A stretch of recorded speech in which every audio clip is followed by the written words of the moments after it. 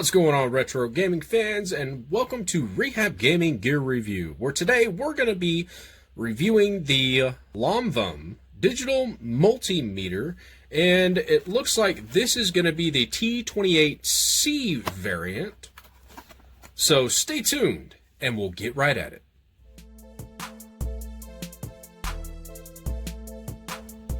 First, we're going to start out with opening up the box here. Looks like we have your standard connections here for your probes. They provide you with a couple of spare fuses, which is nice. You have your main unit that is in this wrapping here. They give you 4 AAA batteries for your multimeter, which is fantastic. You have your temperature probe here. And then you also have, looks like, alligator clip leads for your multimeter. So that's everything that comes in the box. You do not get directions, unfortunately, but for a multimeter, it's kind of, you know, it's intuitive.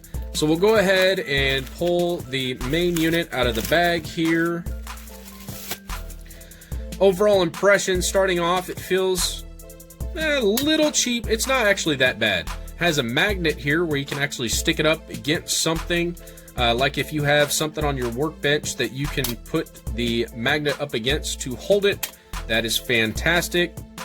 Looks like we have, looks like some sort of a port up here on top. No, what is that? NCV. I'm gonna have to do some research on that. I have no idea exactly what that is.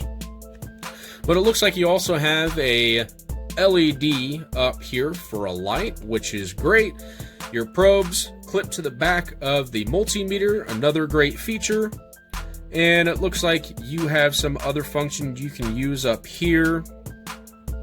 Now, here's one of the reasons why I wanted to check this thing out. Not only does it have the ability to use temperature probes, the main reason why I bought this thing is because I lost the temperature probes for the multimeter that I've been using for years, and I can't test the temperature on my soldering irons to calibrate them. So I got this for that specifically, and because of the fact that you can test capacitors.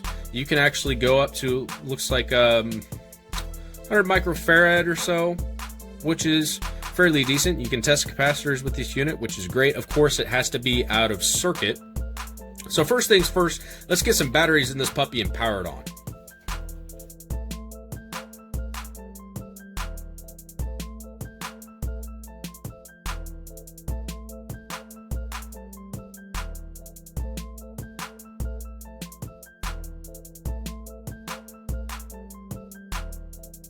So installing the batteries is as simple as that. Lift up your kickstand, take out that screw, and this kickstand actually clips into place, which is another nice feature. I like that. We'll go ahead and take our probes out of the packaging here. Looks like the main connections you're going to be using for this multimeter for almost everything is going to be your common port, which is COM. That's going to be your negative lead.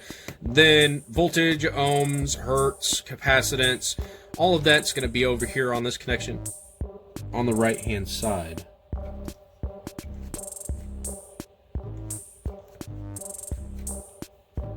That doesn't feel like a very secure connection. Black one went it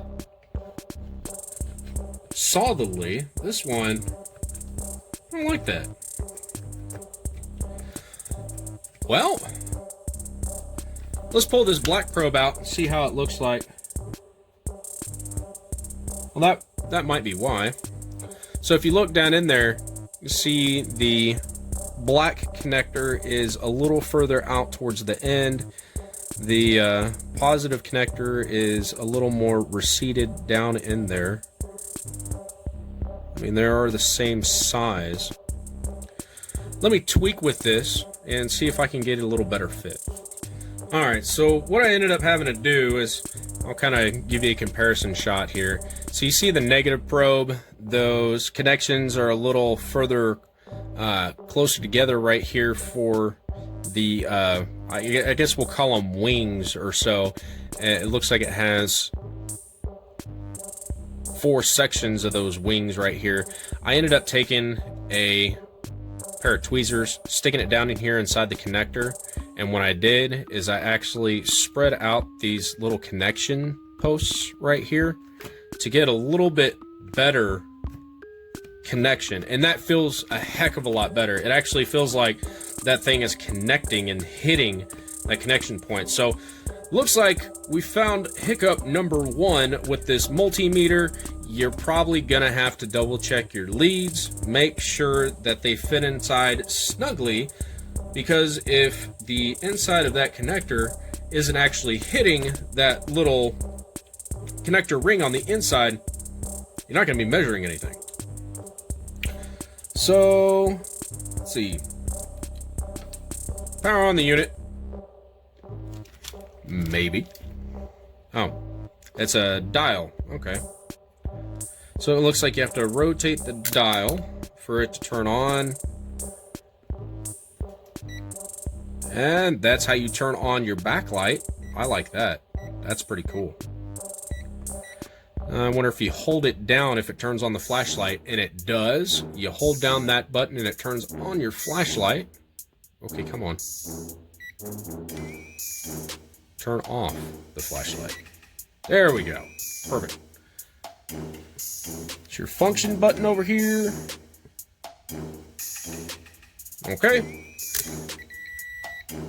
Oh, that was a little hinky there.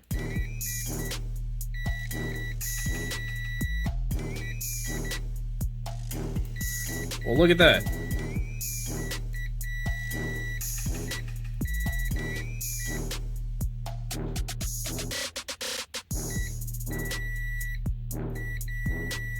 That's concerning. Wonder if it has something to do with this horrible connection down in here. It just almost acts like this thing is not getting a good connection down inside there. I don't like that. That's going to be a big issue with this multimeter. Let's turn it back on.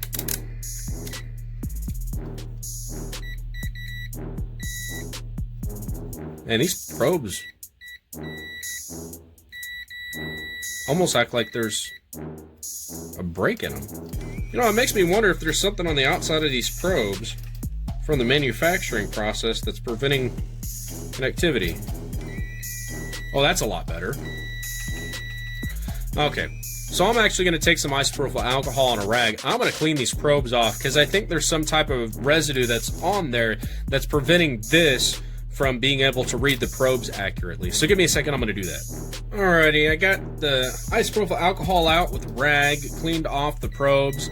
Seems like it's done a decent job of getting whatever was on here, preventing it from getting a good connection off. But as you can see, I mean, we still have 0.6, 0.7 ohms, upwards to 1 ohm of resistance between the probes. I mean, heck, you even got it jumped up to like 8 ohms there for a second. Not too impressed. Gonna have to say, I'm really not too impressed. So let's measure some voltage to see how accurate it is. Get over here. Let's put one probe on the inside. Turn it over to... Where's my voltage DC on this sucker? Amperage, voltage DC. Here we go. This is going to be a 10 volt power supply. It's reading 9.76. So for comparison, let's grab my trusty multimeter I've been using for years. This is a Harbor Freight special. Let me tell you, Harbor Freight here in the US is a great store to get really cheap stuff. So let's take our Harbor Freight special.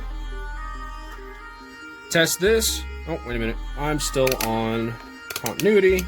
There we go. We'll put on 20 volts. 9.68. Well, that's interesting for this connector. This is a 10 volt power supply. Okay, so 9.68 on that one. And this is reading at, what we say, 9.78, so a full tenth of a volt higher. 9.75. 9.76.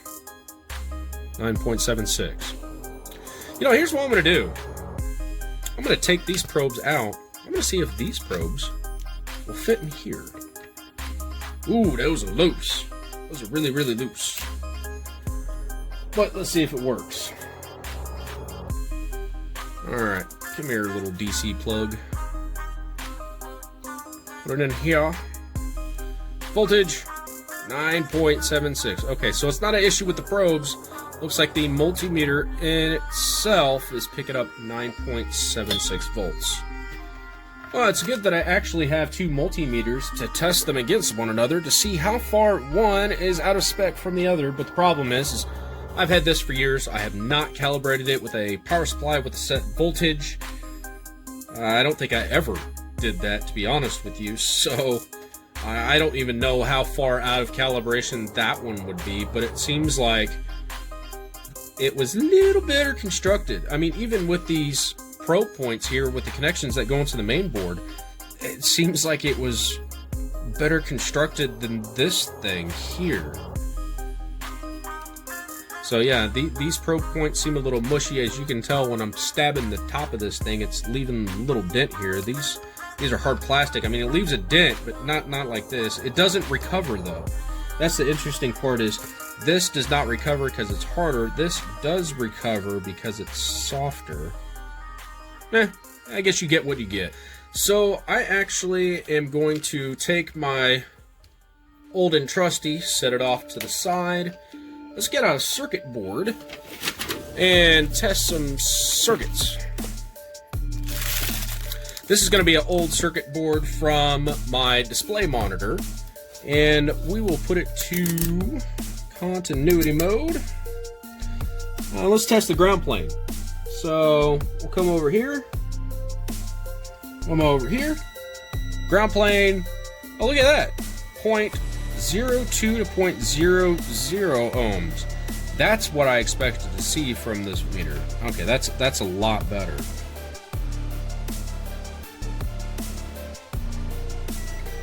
That's another ground plane on the board. It's fluctuating between 0.2 and 0.0 ohms. Okay, that's tolerable. I can deal with that. So this is just going to be something I just do generic testing with, maybe use it for the capacitance and the hertz percentage values and possibly amperage. I never really test amperage that much. NCV. Okay, so that's going to be some type of antenna. I'm going to have to do research. I forget what NCV even is. So, non-conductive voltage? I'm just spitballing here. So maybe it's reading voltage, like a voltage sniffer or some type of device like that. Excuse me. So it takes a little bit for this sucker to kind of zone in on what it wants to settle on for a reading. So, okay, I can deal with that. Let's go ahead and take our board off to the side. Now, like I said, the one main thing that I was interested in was checking the calibration on a soldering iron. It's going to be the KSGER T12 style. I wanted to try and see if the temperature was falling within spec, and somebody outside of my house is being extremely patient honking the horn. I really do apologize for that. You sometimes cannot fix issues with people just not being considerate of others. Alright, sorry about that. So apparently my dogs, who think that they're vicious attack dogs, decided that they didn't like the honking that they heard in the car door slam outside, so they were kind of going a little ape on that. Let's locate the temperature setting on this meter. Looks like it's going to be here, degrees Celsius. So this measures temperature in Celsius. I'm going to power up my soldering iron here. Wait for it to get up to temp. No, I haven't calibrated this soldering iron either. So saying it's 24 degrees Celsius in the house sounds about right. Alright, soldering iron heated up to 355 degrees Celsius. Now let's see what this sucker is going to measure.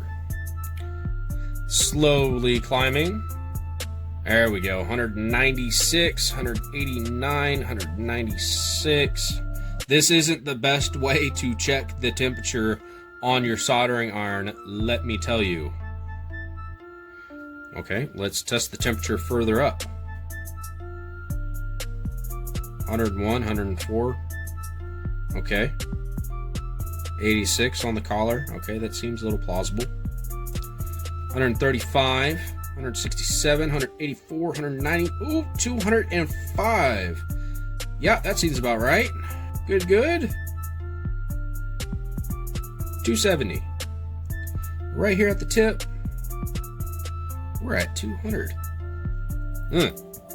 Yeah, that would be why I need to calibrate this soldering iron. So, okay, well, that actually works. According to Amazon, I paid $22.99 with free shipping. Believe it or not, 10 years ago, I believe, I paid $25 for this puppy here, and this thing has been awesome. I've chucked it, it's fell off the hood of my truck and car, it's always stood the test of time, it's always worked 100% of the time. Downside is, this takes a 9-volt, and I have to get this outer casing off of the outside of the meter to even access that, and once the batteries get drained down to a certain point, it's just completely worthless. I don't remember if it came with fuses or not, so with the Lomvum coming with extra fuses, that's a good thing, because I don't know how many times you're going to try and read something, especially if you're kind of getting close to that 20 amp fused threshold over here. You can possibly blow it, and in order to try and disassemble this thing, got to take, looks like, the rubber off of here. Here, actually, let's go ahead and turn the sucker off and try and take off this casing. So I got the rubber casing off. Looks like we have 4 Phillips head screws. Before I even crack the case on this, I'm going to actually take out the batteries, because that is the smart thing to do. Then we'll go ahead and take out the 4 Phillips head screws, and we'll look at the internal construction. Alright, so we got the batteries out, got the kickstand off, got the screws out of the casing, and we're going to go ahead and lift up. Alright, so it looks like you get 2 600 milliamp fuses that gets put here, and this is the 20 amp fuse right here. And actually, I'm going to take a look at this package a little more closely, because I don't believe that they put 2 600 milliamp fuses in here and didn't give you a 20 amp fuse. I mean, that just sounds ridiculous. And yeah, that's exactly what they did. Looks like if you ever do blow a 20 amp fuse in this puppy, you're going to need to provide your own. Kind of stinks, but you know, I get it. I do. They're trying to cut costs anywhere they can. So this top plate here is removable. Let's see, we got 1, 2, 3, 4, 5, and 6 screws holding the main board to the faceplate. I'm actually looking here at the main board. Everything looks fairly decent. Connections are all nice and soldered. You have your 20 amp link here. It was produced 5/24 of 2019. Now that's cool. Actually, date stamped the board. Not bad. I'm actually kind of impressed by quality control on that. And it also looks like your connections for the batteries to the main board is going to be a pad with the little spring leaf connection here. So it's not actually soldered to the board. The one concern about that is that that can get corroded over time, but as you look down in there, it looks like it has some sort of hard gold coating, maybe? Yeah, it kind of looks like it. So at least they're trying to do something to prevent it from corroding, but it also looks like a little bit of the nickel is showing through this hard gold on this one right here for the negative terminal. We'll see how much of an issue that's going to cause. Well, let's go ahead and get these 6 screws out and take a look at the other side.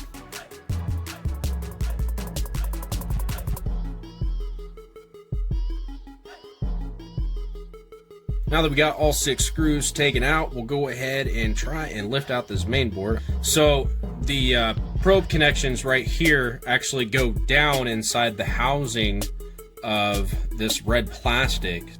Ooh, well, that's quite interesting.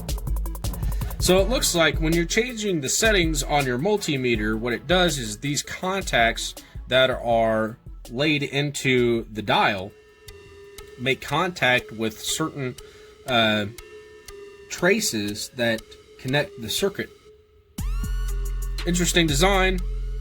Don't know how well it's going to hold up. There's some type of ratcheting mechanism. Oh, wait a minute. Oh, it lifted off. Okay. So it sets on there. It's got a little bit of grease, as you can tell right there. Looks like the connection for the outside of the dial clips into the center here, and that center rests on this stud, and it's keyed, so it can only go one way. And that stud turns this, but there's no gasket, so there is a possibility. There's no gasket on the outside either. There is a possibility that if you get moisture down inside this multimeter, it will corrode these contacts, and it'll cause problems, and your multimeter is not going to work right. Looks like your screen is going to be here. Let's see if we can try and lift this out as carefully as possible. Well, get this little piece out of the way. Whoop! Nope, she ain't glued. So it's its own standalone thing right here, and it looks like, ooh, that's interesting. This top right here connects to these points on the board. The data is sent through contacts here. Wow, okay, yeah. Interesting to say the least. So power comes through these two wires here. Data is sent through these connections up here through this, I don't even know what that is. All right, so all in all, interior construction is not that great either. You're relying on these connectors here and these connectors here making your connection for your multimeter. At least you get hard solder connectors for your probes. If you get any water on the inside of here, you're going to run into issues with corrosion and it not getting a good connection. So that does kind of stink. I don't like that part of the design on this thing. So I'm going to go ahead and try and get this all buttoned up back together, and we'll come back to my final thoughts on this multimeter here. So final thoughts on this item. Price point. We're looking at $22.99. Okay, you can get even the manual multimeters for around that price. This comes with a few more features than those, and it has a digital display, so not a bad price point. Materials and construction, I'll go ahead and give that a 3 overall. And the reason why is because these probes here, I had to do a little bit to them in order to make them work, and everything else seems to be solid. I mean, yes, it is a little bit of a cheaper plastic. It does feel a little light, but it does feel sturdy, has a decent sturdy connection, and so yeah, I'll be fair at a 3. Internal circuitry, I'm gonna go ahead and give that probably a 3.5 out of 5. Reason why is the design for this rotating switch here. As for the screen, I would have liked to see some type of ribbon cable for that screen to be connected into some type of connector on the main board, instead of it having a sandwich connection directly to the main board. Value versus cost. So with the features that it has, it is a pretty decent value comparative to the $22.99 price tag there. Build quality, it's put together fairly well.